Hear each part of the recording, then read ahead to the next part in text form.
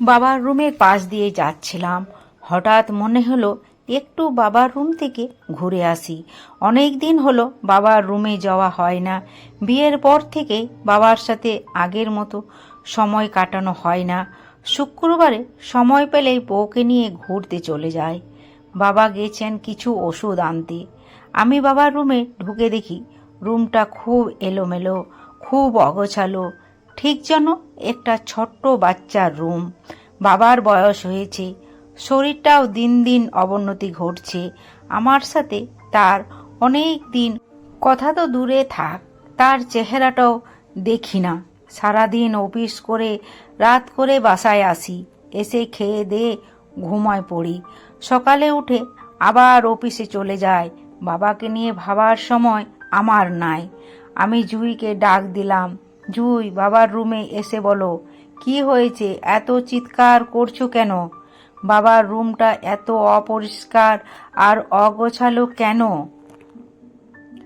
তো আমি কি করব? কি করবে মানে? তোমাকে না বলেছি বাবার যত্ন নিতে? আমি কি প্রতিদিন শুধু ওনাকে নিয়ে পড়ে থাকবো নাকি? যত সব। বাড়ির আরও অনেক কাজ আমাকে করতে হয়, তাই বলে বাবার যত্ন নেবে না? কেন? ওনাকে সময় মতো খাওয়াচ্ছি, সময় মতো ওষুধ দিচ্ছি, এসব কি যত্ন নেওয়া না? আমি কিছুই বলিনি, আর জানি ওকে কিছু বললে লাভ হবে না। ও এমনই, খুব জেদি। ভালোবেসে বিয়ে করেছি, তাই এসব সহ্য করতে হচ্ছে। জুই চলে গেল রান্নাঘরে। আমি চুপচাপ বাবার ঘর পরিষ্কার করতে লাগলাম। রুমটা পরিষ্কার করার সময় চোখে পড়ল টেবিলে রাখা খাতাটার উপর। বাবার খাতা দিয়ে কি করছে কৌতূহল বেড়ে গেল। কি আছে তা দেখার জন্য আমি খাতাটা নিয়ে প্রথম পেজটা খুললাম। প্রথম পেজে লেখা আছে আমার ডায়েরি। লেখাটা পড়ে খুব অদ্ভুত লাগলো। আমি পরের পেজ খুলতেই দেখি মায়ের একটা পুরনো ছবি, আর তার নিচে লেখা আছে কলিজা। বাবা মাকে অনেক ভালোবাসতো, কিন্তু মায়ের মৃত্যুর পর বাবা খুব পাল্টে গেলেন। মা যখন মারা যান তখন আমি ইন্টারে পড়তাম। ওই সময় বাবা খুব ভেঙে পড়েছিলেন। আমি আর আপুরা মিলে অনেক কষ্টে বাবাকে সেই কষ্টটা ভুলতে পেরেছি। আমরা 3 ভাই বোন, আপুরা বড় আর আমি সবার ছোট। আমার আপুরা মানে ইরা আপু আর জান্নাত আপুর বিয়ে হয়েছে 2 বছর। তারপর থেকে বাবা আর আমি একা থাকি। জুই আমার আর বিয়ে হয়েছে 6 মাস হলো। বাবা অনেক আগেই তার চাকরি থেকে রিটায়ার হয়েছেন। আমি পরের পেজটা উল্টালাম। সেখানে মাকে নিয়ে লেখা অনেক কবিতা আছে। আমি সব পড়ে একটু মুচকি হাসলাম। কয়েক পেজ উল্টানোর পর লেখা আছে, আজ আমার ছোট্ট ছেলেটার বিয়ে। না, ছোট্ট না, অনেক বড় হয়েছে। সে এখন চাকরি করে। কাব্য এখন দায়িত্ব নিতে শিখেছে। আজ তার বিয়ে। মেয়ে তার পছন্দের। আমি না দেখে হ্যাঁ করে দিই। আমার ছেলে মেয়ের আশা আমি কোনোদিন অপূর্ণ রাখিনি, তাই তাদের পছন্দ মতো সব করেছি। জুইমা দেখতে খুব মিষ্টি। দোয়া করি তারা যেন সুখী হয়। এভাবে কয়েক পেজ পড়লাম, সবগুলোতে আমাকে নিয়ে লেখা। পরের পেজ উল্টে দেখলাম কাব্য এখন খুব ব্যস্ত। নিজের শরীরটাও দিন দিন অবনতি হচ্ছে। কাব্যের সাথে আগের মতো রাতের আকাশ দেখা হয় না। চায়ের দোকানে বসে আর চা খেতে খেতে বাপ বেটার আড্ডা দেওয়া হয় না। সারাদিন ঘরে বসে থেকে খুব বিরক্ত লাগে। তাই বৌমাকে বলেছিলাম একটা ডায়েরি কিনে দিতে, কিন্তু বৌমা আমাকে বলল, বাবা এই বয়সে ডায়েরি দিয়ে কি করবেন? কিছু না, একটু লেখালেখি করতাম। এত টাকা দিয়ে ডায়েরি না কিনে অল্প দামে কিছু খাতা কিনে লিখলেই তো হয়।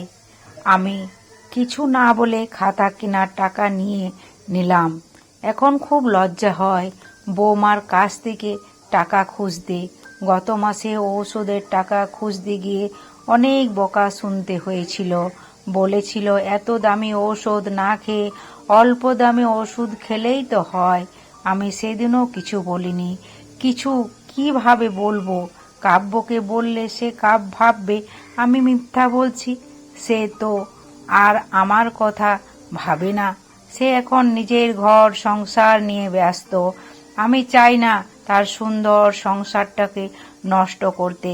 এখন যে ঔষধগুলো খাচ্ছি সেগুলো খুব সস্তা, তাতেও কষ্ট নাই।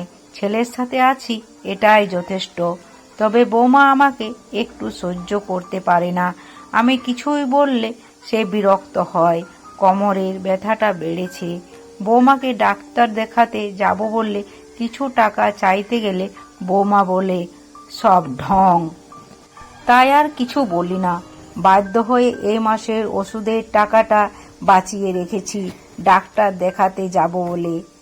কালকে বৌমা বলেছিল আমি নাকি তাদের সংসারে বোঝা, তাই সিদ্ধান্ত নিয়েছি আজকে ডাক্তার দেখাতে যাব। সেখান থেকে বাসায় এসে শেষবারের জন্য ছেলের মুখটা দেখে কালকে বৃদ্ধাশ্রমে চলে যাব। আমি আর পড়তে পারছি না। চোখ দিয়ে অনবরত পানি পড়ছে। যেই বাবা আমাকে সামান্য কষ্ট কোনোদিন পেতে দেয়নি, সেই বাবা আজ হাজার কষ্ট ভোগ করছে। জুই এতটাই নীচ, ছি, নিজেকে ওর স্বামী বলতেই লজ্জা হচ্ছে। আমি চুপচাপ রুম থেকে বেরিয়ে আসলাম।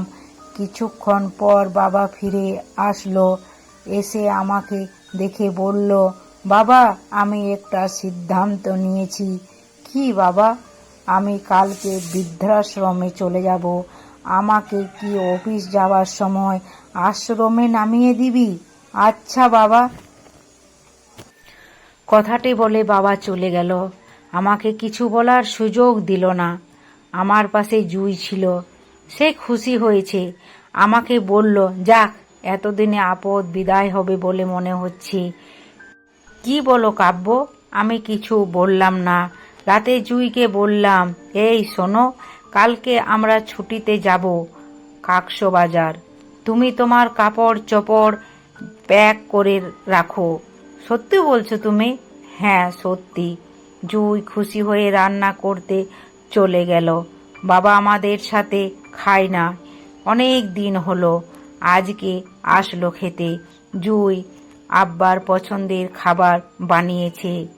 বাবা তো কাল চলে যাবে, তাই বাবা নিঃশব্দে খেয়ে চলে গেল। তার চোখের কোণে অশ্রুগুলো ঠিকই দেখতে পেরেছিলাম। সকালে রেডি হলাম। গাড়িতে আমি, জুই আর বাবা বসে আছি। প্রথমে গেলাম জুইয়ের বাড়িতে। জুইকে বললাম, তোমার ব্যাগটা নাও আর চলো একটু তোমার বাবার সাথে দেখা করে আসি। কিন্তু ব্যাগ কেন?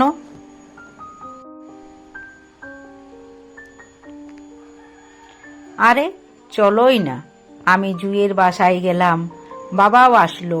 বাবাকে নিয়ে এসেছি। সবাই বসে আছি। জুইয়ের বাবা মা আমাদের দেখে বলল, কি জামাই সাহেব, অসময়ে যে? জি, আপনাদের জিনিস আপনাদের বুঝিয়ে দিতে এলাম। আমাদের জিনিস মানে? আপনাদের মেয়েকে। পাশ থেকে জুইয়ের বাবা বলল, কি বলছো এসব কাব্য? হ্যাঁ, ঠিক বলছি। আর শুনো, তোর মতো নীচ মেয়েকে বউ হিসাবে না রেখে আমি সারা জীবন বউ ছাড়াই থাকবো। আর আমি ডিভোর্সের পেপার পাঠিয়ে দেব, সাথে তোর পাওনা সব টাকাও। বাবা পাশ থেকে আমাকে থাপ্পড় দিয়ে বলল, ছি কাব্য, ছি। তোমাকে আমি এই জন্যই মানুষ করেছি, নিজের বউয়ের সাথে কেউ এইভাবে ব্যবহার করে? মাফ করবেন বেয়ান সাহেব, আমি কাব্যকে বুঝিয়ে বলবো সব। জুয়ের আব্বু আম্মু কিছু না বুঝে বলল, কাব্য বাবা, কি হয়েছে খুলে বলো। বাবা হয়তো টের পেয়েছে। আমি বাবাকে বললাম, আব্বু তুমি গাড়িতে গিয়ে বসো, আমি আসছি। আব্বু যেতে রাজি না। বাধ্য হয়ে চিৎকার দিয়ে বললাম, তোমাকে যেতে বলছি, যাও। আব্বু চলে গেল। তারপর জুয়ের আব্বু বলল, জামাই সাহেব, কি হয়েছে? আমার মেয়ে কি ভুল করেছে? কাব্য, আমি কি করেছি? আমি তো তোমাকে অনেক ভালোবাসি। চুপ কর তুই। তোর মতো মেয়ের মুখে ভালোবাসি শুনতেই ঘৃণা লাগে। আর হ্যাঁ, আপনাদের মেয়েকে ভুলেও আমার চোখের সামনে যেন না দেখি। আপনার মেয়েটা কি করেছে সেটা তো বলবো, কি করেনি সেটা জিজ্ঞেস করেন। যেই বাবা আমাকে এতটা বছর কষ্ট করে বড় করেছে, নিজে হাজারো কষ্ট সহ্য করে আমাকে মানুষ করেছে, নিজের কষ্টগুলোকে লুকিয়ে আমাদের ভাই বোনের সুখের জন্য লড়াই করেছে, সেই বাবাকে আপনার মেয়ে আপদ বলে? বাবা শব্দটা মানে কি সেটা আপনার মেয়ে জানে না, ওকে শিখিয়ে দেবেন। আর হ্যাঁ জুই, তুমিও শুনে রাখো, আমার বাবা তোমার কাছে আপদ, কিন্তু আমার কাছে সব কিছুর ঊর্ধ্বে, আমার কাছে সবচেয়ে দামি, সবচেয়ে প্রিয়। জুই আমাকে জড়িয়ে ধরে বলল, সরি কাব্য, আমাকে ক্ষমা করে দাও।